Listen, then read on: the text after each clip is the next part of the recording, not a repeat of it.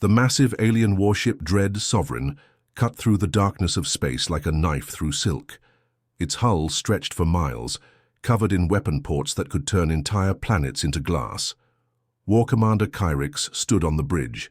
His forearms crossed as he studied the holographic display showing their target system. "Another primitive world to add to our collection," he said to his officers, his voice carrying the confidence of someone who had conquered 47 star systems. The Veltharian Empire had been unstoppable for 3 centuries, sweeping across the galaxy and claiming every inhabited world they found. This latest target had practically invited them. The radio signals they'd intercepted were laughably ancient, broadcast in simple electromagnetic waves that any child could decode. The transmissions showed a species that had barely figured out how to split atoms, still using chemical rockets to escape their own gravity well. "Sir, our xenoarchaeology team has finished analyzing the human transmissions," reported Sub-Commander Velkris, her scaled skin shifting from blue to purple with excitement. "These beings call themselves humans. Their most advanced technology appears to be nuclear fission and primitive computers the size of buildings." Kyrix's mandibles clicked in amusement, and they broadcast their location to the entire galaxy. Either they're incredibly stupid or incredibly arrogant. The bridge crew shared his laughter. Every species they'd encountered had made the same mistake, announcing their presence to the cosmos before they were ready to defend themselves. It was like children playing with fire, never realizing the predators watching from the shadows. "How long until we reach their system?" Kyrix asked. 3 months at current speed, sir. Should we maintain standard approach protocols?" "Of course. Send the usual intimidation broadcasts as we enter their system. Most species surrender once they see our fleet. Saves us ammunition." What Kyrix didn't know was that those primitive radio signals had been a deliberate trap, broadcast from Earth, while humanity's real civilization had already spread throughout the solar system like a hidden web. Deep in the asteroid belt, Admiral Park Hyun-soo floated in the zero-gravity command center of what appeared to be a dead mining platform. His weathered face showed no emotion as he watched the alien fleet's approach on long-range sensors. He'd been waiting for this moment his entire life. "Sir, the Veltharian fleet is maintaining their current trajectory," reported Lieutenant Kim So-young from her sensor station. "Estimated arrival in 87 days. Park nodded slowly. Every human in the solar system had grown up knowing this. Day would come. When Earth first began broadcasting radio signals in the early 1900s, humanity's greatest minds had realized they were sending a beacon into the darkness, one that might attract attention they weren't ready for. But humanity had used that time wisely. While continuing to broadcast those same primitive signals to maintain the deception, they had quietly built a different kind of civilization. Generation ships had been launched not to distant stars, but to the outer planets. Mining operations had hollowed out asteroids not just for resources, but to create hidden fortresses. O'Neill cylinders had been constructed to house millions of people in the cold depths of space. "Have all stations confirmed their readiness?" Park asked. "Yes, sir. Captain Lee Min-ho reports the new Sol is fully operational." Commander Yang. "Tae-young's asteroid fortress is armed and ready. All mining platforms have switched to combat configuration." Park allowed himself a small smile. The Veltharians thought they were approaching a single world defended by primitive rockets. They had no idea they were entering a solar system that had been turned into the largest fortress in human history. "And our friends on Earth?" "The orbital platforms are ready, sir. Commander Ryu Jin-woo sends his regards from Lunar Base. He says, the moon is ready to show these aliens what human engineering can really accomplish." 3 months later, the Veltharian fleet entered the outer edges of the Sol system. Their sensors immediately detected the metallic structures scattered throughout the asteroid belt and around the gas giants. Kyrix studied the readings with interest. "Fascinating," he mused. "It appears this system once hosted a more advanced civilization. These structures are clearly ancient, probably abandoned for millennia." His science officer nodded eagerly.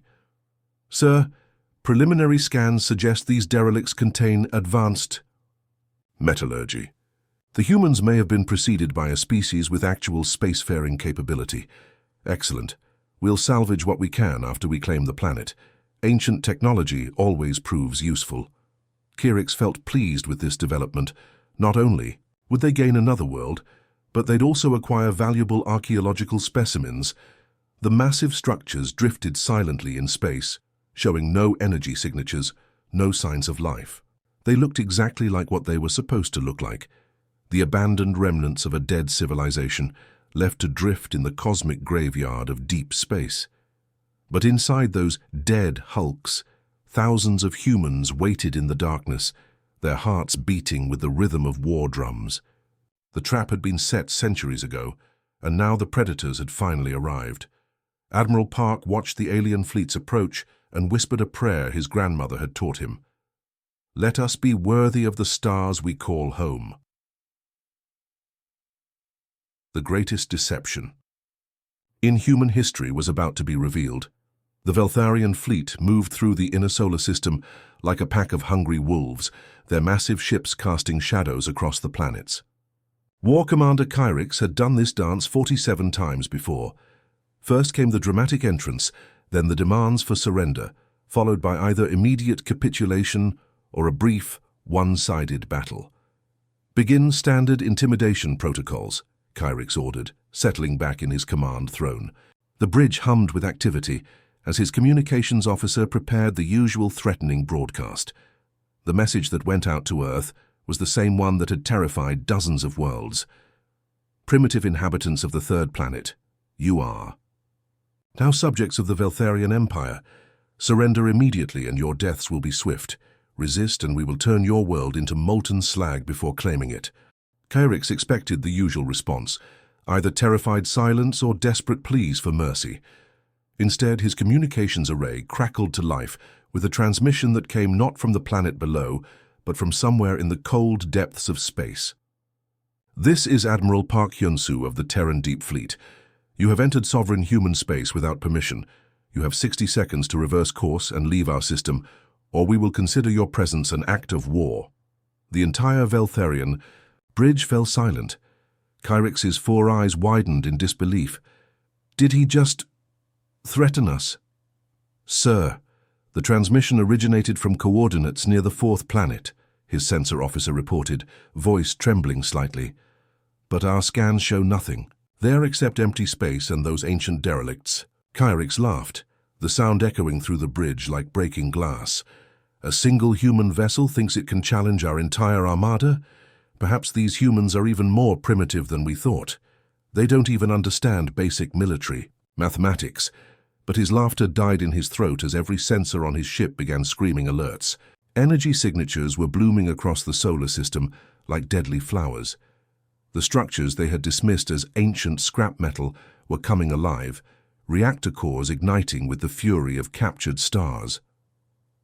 Captain Lee Min-ho stood on the bridge of what had once been the generation ship New Seoul.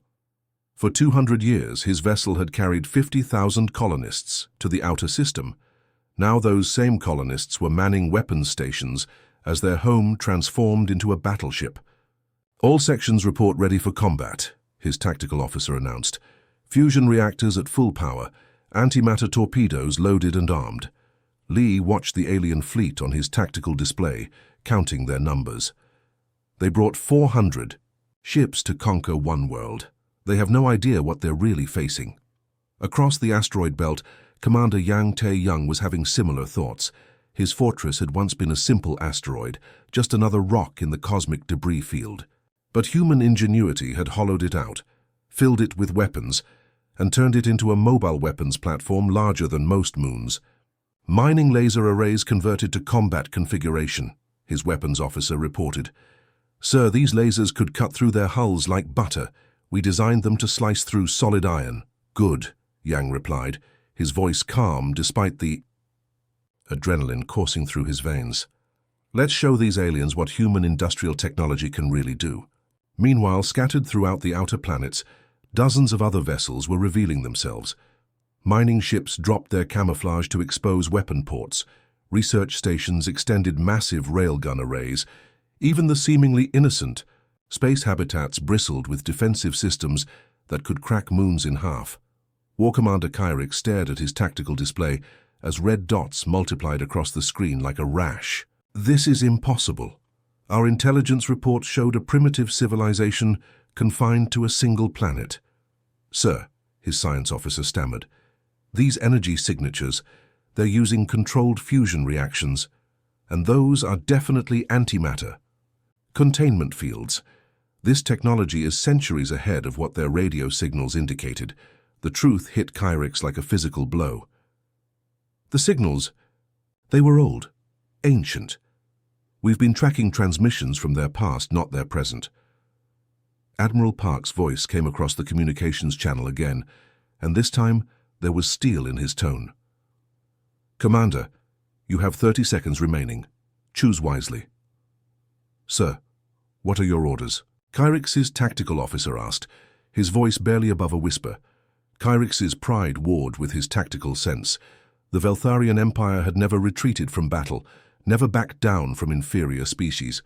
But as he watched more and more human vessels decloak across the solar system, he began to understand the scope of his miscalculation. How many ships are we detecting? He asked quietly. Over 2,000, sir. And those are just the ones we can see. There could be more hiding in the shadows. Commander Kim So-young, monitoring communications from her station on Admiral Park's flagship, intercepted the alien fleet's internal chatter. Sir, they're confused and scared. Their commander is realizing this isn't what they expected.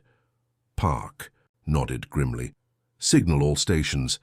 If they don't turn around in the next 10 seconds, light them up. It's time to show the galaxy what happens when you threaten humanity's home. The countdown reached 0, and the Veltharian fleet made their choice. Instead of retreating, Kyrix's pride got the better of him. All ships, attack formation. We are Veltharians. We do not run from primitive species. That was the moment when centuries of human preparation met alien arrogance head-on. The trap that had been 300 years in the making was about to spring shut, and the predators were about to become the prey. War Commander Kyrix's roar of fury echoed through his flagship's bridge as the tactical display lit up like a deadly Christmas tree. All ships, attack formation. Target those ancient hulks. Show these humans the price of defying the Veltharian Empire. 400 alien warships surged forward, their plasma cannons charging with lethal energy. Kyrix had conquered entire star systems with smaller fleets. In his mind, this was still a manageable situation. Just a few more targets than expected. He was about to learn how wrong he could be. The first human response came from Captain Yang Tae-young's asteroid fortress. What had looked like a simple mining operation suddenly revealed its true nature. Massive weapon ports opened along the rocky surface, like the eyes of some ancient monster awakening from sleep. Fire, Yang said calmly. The industrial mining lasers that had spent decades cutting through solid iron and nickel now focused their fury on alien hulls. The concentrated beams, designed to slice asteroids into manageable chunks, punched through Veltharian armor like it was made of paper. 3 enemy cruisers simply vanished in balls of superheated plasma. Direct hits on enemy formation Delta, Yang's weapons officer reported with satisfaction. Their shields can't handle industrial-grade mining equipment. Across the battlefield, Captain Lee Minho was discovering that generation ships made excellent battleships. The new Soul had been built to carry 50,000 people across interstellar space, which meant it was already designed to be incredibly tough and self-sufficient. Return. Fire on the alien dreadnought, Lee ordered. Show them what civilian engineering can accomplish. The antimatter torpedoes that launched from his ship had originally been designed as emergency propulsion systems, a way to push the massive generation ship if its main engines failed. Now those same systems became weapons of devastating power. The Veltharian dreadnought's shields flickered and died under the assault. "Sir, enemy vessel is requesting surrender," his communications officer reported with barely contained excitement. "Denied," Lee replied coldly. "They came here to kill our families. They can face the consequences." But the real shock for the Veltharians came when they realized they weren't fighting a traditional fleet battle. The humans had spent centuries learning to fight in 3 dimensions, using the entire solar system as their battlefield. Commander Choi Yun-ha had been mining asteroids in the belt for 15 years. Her ship, the Iron Harvest, looked like nothing more than an oversized cargo hauler. The Veltharians dismissed it as a non-threat until it demonstrated what three-dimensional tactics really meant. Coming up from below their formation, Choi reported to Admiral Park. These aliens think like ground pounders. They're still fighting in formations like they're marching across a planet's surface. Her ship, along with a dozen others, had been hiding in the shadow of a large asteroid. While the Veltharians focused on the obvious targets ahead of them, the human miners struck from an angle that shouldn't have been possible in traditional warfare. Kinetic harpoons away, Choi's weapons officer announced. The mining harpoons, normally used to anchor onto and manipulate asteroids, slammed into the alien ships' hulls and began pulling them apart. It was a brutal industrial approach to warfare that the sophisticated Veltharians had never encountered. War Commander Kyrix watched in growing horror as his fleet was systematically dismantled. How are they doing this? Their technology readings are impossible. His science officer was frantically running calculations. Sir, these humans aren't using standard military equipment. Those are mining lasers, construction harpoons, and cargo hauler engines. They've turned their entire industrial infrastructure into weapons. That's barbaric, Kyrix sputtered. What the Veltharian commander didn't understand was that humans had learned warfare in the harshest classroom imaginable, the vacuum of space itself. Every human in the outer system had grown up knowing that a single mistake could mean death. They had learned to be resourceful, adaptive, and absolutely ruthless when their survival was threatened. Lieutenant Commander Oh Sung-min was born on Ceres Station and had never breathed natural atmosphere in his life. When his boarding team breached a Veltharian cruiser, the aliens discovered what it meant to fight someone who considered vacuum their natural environment. "These aliens are slow and clumsy," he reported to his squad. "They evolved on a heavy gravity world. In zero-G they move like they're underwater." His Marines, all void-born like himself, moved through the alien ship's corridors like deadly shadows. The Veltharians, despite their advanced technology, had never learned to fight in zero gravity. They stumbled and flailed while the humans flowed around them like water. "Ship secured," Sung-min reported. "Enemy crew neutralized. Their computer systems are ours." Across the battlefield, similar scenes played out as human ingenuity met alien arrogance. Ships that had been designed to haul cargo used their massive engines as weapons. Industrial robots reprogrammed for combat swarmed over enemy hulls. Even the simplest human vessels proved devastatingly effective because they had been built by people who understood that space was an enemy that showed no mercy. Captain Jang Hye-won, commanding the massive habitat cylinder New Busan, coordinated the fleet's movements from her position near Jupiter. Her home had originally housed 2 million colonists, but now it served as a carrier, launching wave after wave of fighters and support craft. "Admiral, the enemy is breaking formation," she reported. "They're trying to retreat toward Earth." "Admiral."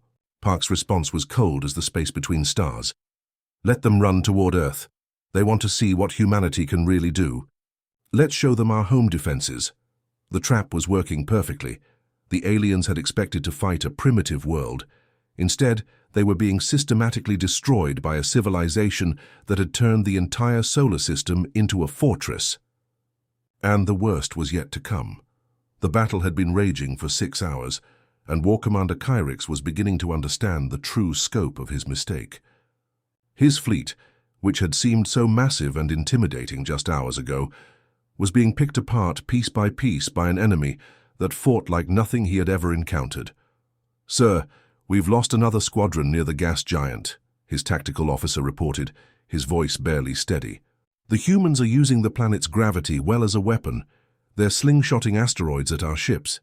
Kyrix stared at the tactical display in disbelief. The humans weren't just using conventional weapons. They were turning the entire solar system into their arsenal. Asteroids became kinetic projectiles, gas giant atmospheres became shields, and even empty space seemed to hide deadly surprises.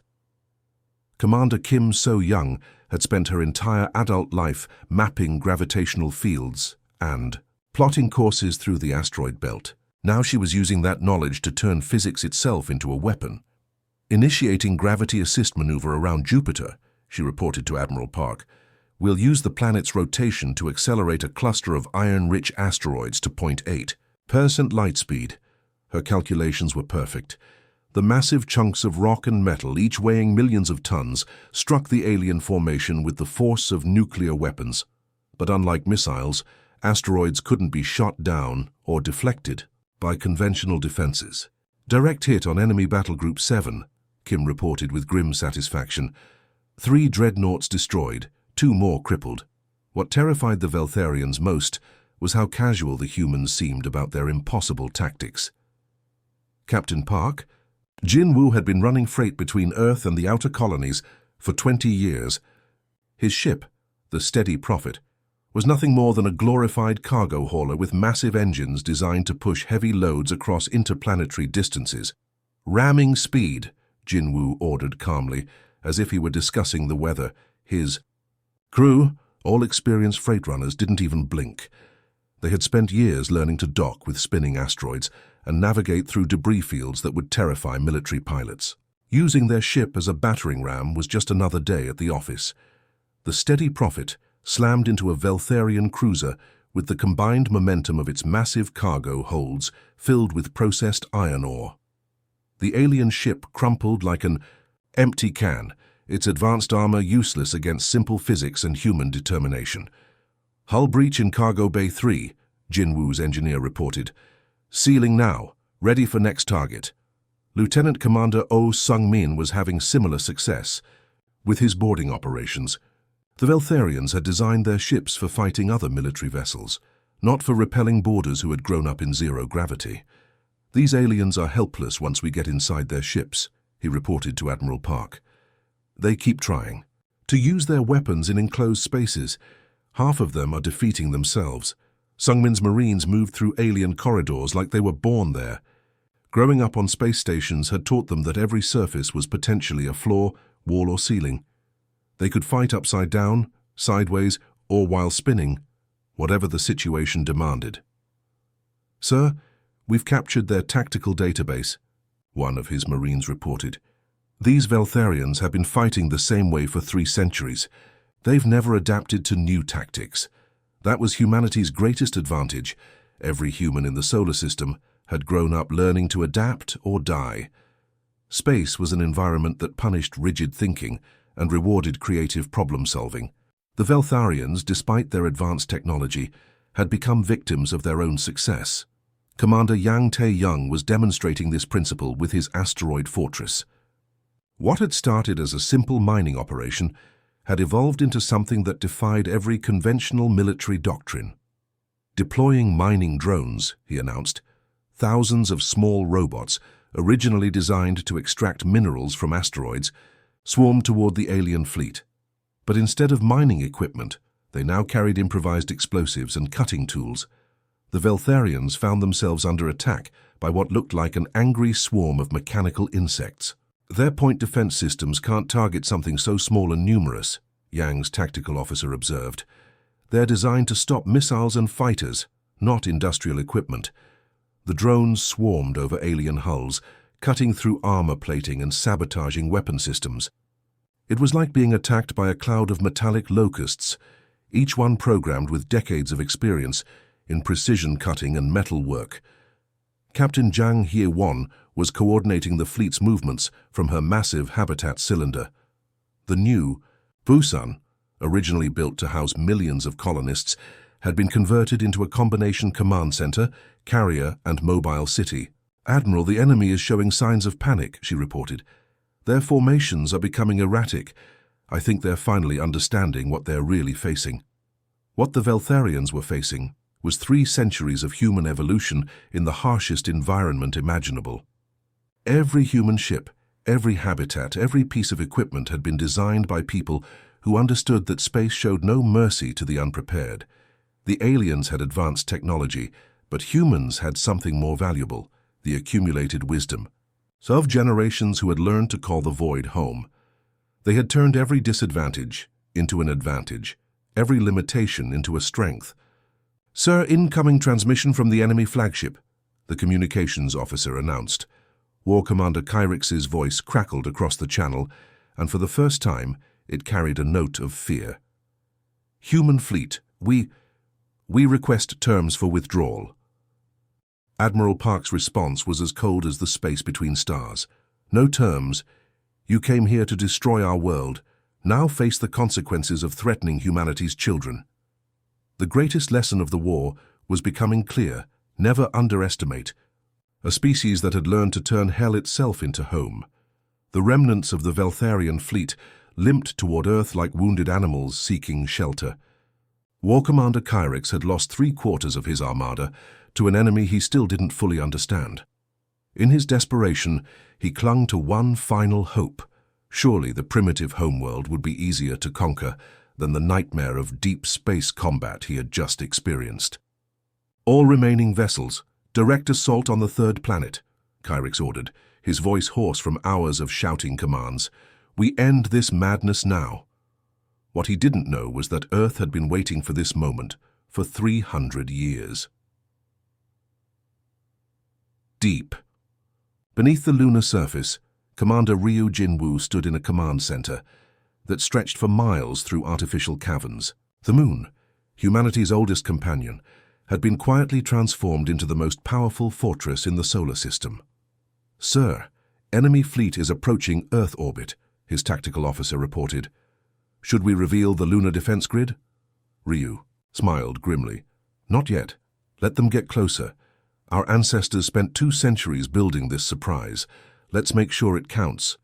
On Earth's surface, billions of humans watched the approaching alien fleet through telescopes and satellites. But unlike the terrified populations the Veltharians usually encountered, these people felt no fear.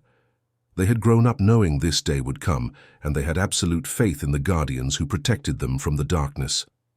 Admiral Park. Yun-Su, coordinating the final battle from his flagship, hidden behind Earth's moon, opened a channel to all remaining human forces. All stations, this is Deep Fleet Command. The enemy has chosen to threaten our homeworld directly. You know what that means. Across the solar system, every human vessel, station, and habitat received the same message. The gloves were finally coming off. Captain Lee Min-ho, his generation, ship new soul-scarred but still fighting, brought his vessel into Earth's orbital space. Admiral, we're ready to show these aliens what happens when you threaten a human's home. The Veltharian fleet entered Earth's orbital zone, expecting to find a defenseless planet protected by primitive satellites. Instead, they discovered that Earth itself was the most heavily defended world in known space. What had appeared to be simple communication satellites suddenly revealed weapon arrays that made the alien fleet's guns look like toys. Space stations that seemed to be nothing more than research facilities opened like deadly flowers, bristling with defensive systems that could crack moons. Impossible, Kyrix whispered, as his sensors detected the true scope of Earth's defenses. These energy readings, they're off the scale. But the real shock came when the moon itself began to move. Commander Ryu Jinwoo had been waiting his entire life for this moment. Lunar Defense Grid, full activation. Show them what human engineering can really accomplish. The moon's surface cracked open like an egg, revealing the massive construction project that had been hidden beneath its rocky shell. Railguns the size of skyscrapers emerged from concealed caverns. Particle beam arrays that could vaporize asteroids swiveled toward the alien fleet. The entire lunar surface bristled with weapons that represented the pinnacle of human technology. Sir, the moon, it's artificial, one of Kyrix's officers stammered. The entire satellite has been hollowed out and converted into a weapons platform. The truth hit the Veltharian commander like a physical blow. Humanity hadn't just hidden their space fleet. They had turned their own moon into the largest fortress in the solar system. Every crater, every mountain, every feature he could see was carefully designed camouflage for weapon systems beyond. His comprehension. All lunar defense batteries target the enemy flagship, Ryu ordered calmly. The weapons that fired from the moon's surface weren't just military hardware. They were the culmination of centuries of human innovation. Mining lasers perfected in the asteroid belt, fusion reactors developed for interstellar travel, and magnetic acceleration systems designed to launch cargo across the solar system, all refined and focused into instruments of devastating warfare. War Commander, Kyrix watched in helpless horror as his flagship's shields failed under the concentrated fire from Earth's moon. His mighty dreadnought, which had terrorized dozens of worlds, was being systematically destroyed by weapons built into a natural satellite.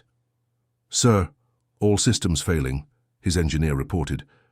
"Hull breach on multiple decks. We're losing life support." In his final moments of command, Kyrix managed to send one last transmission. "How? Your signals showed you were primitive. How could you build all this?" Admiral Park's response came not with anger, but with the quiet confidence of someone whose species had just proven they belonged among the stars. "Commander, those radio signals you intercepted were 300 years old. You were listening to our past while we were building our future." The final Veltharian ship surrendered as Earth's orbital defenses closed around them like a steel trap. The survivors found themselves facing a choice that no conquered species had ever been offered before. "You can return to your empire and tell them what you found here," Admiral Park announced over an open channel. "Or you can stay and learn what humanity has discovered about living among the stars. But know this, Earth is under the protection of the Deep Fleet, and we will never again hide what we have become."